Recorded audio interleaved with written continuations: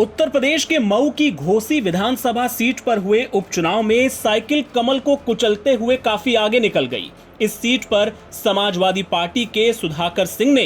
BJP प्रत्याशी दारा सिंह चौहान को बड़ी शिकस्त देते हुए जीत अपने नाम कर ली। आपको बता दें कि वैसे तो सुधाकर सिंह की जीत में कई अहम फैक्टर्स का योगदान रहा, लेकिन राजनीतिक पंडितों के हिसाब से सपा के सुधाकर सिंह की जीत के पीछे बसपा सुप्रीमो मायावती का फैक्टर भी काम कर गया। उनका उपचुनाव में ना उतरने का फैसला और ऐन मौके पर अपने समर्थकों से नोटा का बटन दबाने या मतदान ना करने की अपील का सीधा फायदा सपा को पहुंचा और सुधाकर सिंह की झोली में ये सीट आ गई।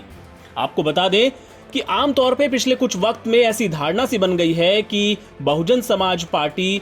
जो करती है उससे अप्रत्यक्ष तौर पर बीजेपी को फायदा होता है, लेकिन घोसी में ऐसा नहीं हो सका। अव्वल तो बहन जी ने अपना उम्मीदवार उतारा ही नहीं। जरा सोचिए, अगर यहाँ पे बसपा का कोई मुस्लिम उम्मीदवार या फिर कोई यादव उम्मीदवार होता तो जाहिर तौर पे सपा का वोट बंटता, उसका फायदा बीजेपी को मिलता, लेकिन बहन जी ने यहाँ कोई उम्मीदवार उतारा ही नहीं। उसके बाद ऐन वक्त पे मायावती ने अपने समर्थकों से ये अपील भी कर दी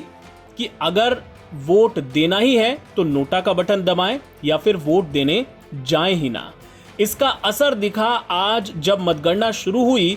तो नोटा को भी अच्छे खासे वोट मिले। 10 प्रत्याशियों में से 6 को पछाड़ते हुए नोटा तीसरे नंबर पर नजर आया और इससे समझा जा सकता है कि मायावती की अपील का क्या असर रहा। आपको बता दें कि बीजेपी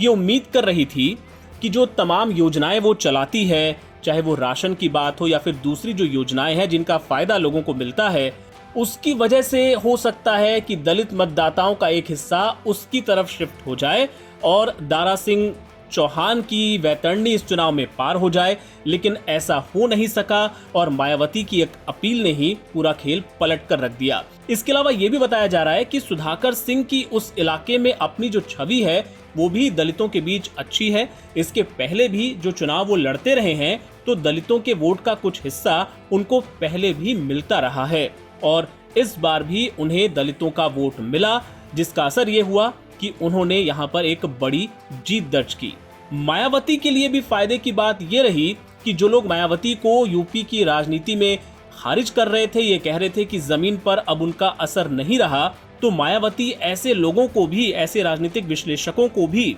ये संदेश देने में कामयाब रही हैं कि दलित वोटर अब भी उनकी बात सुनता है और उनकी अपील का ही असर था कि दलित वोटर या तो घर से निकला ही नहीं, निकला तो या तो उसने नोटा दबाया या फिर सुधाकर सिंह के पक्ष में मतदान किया और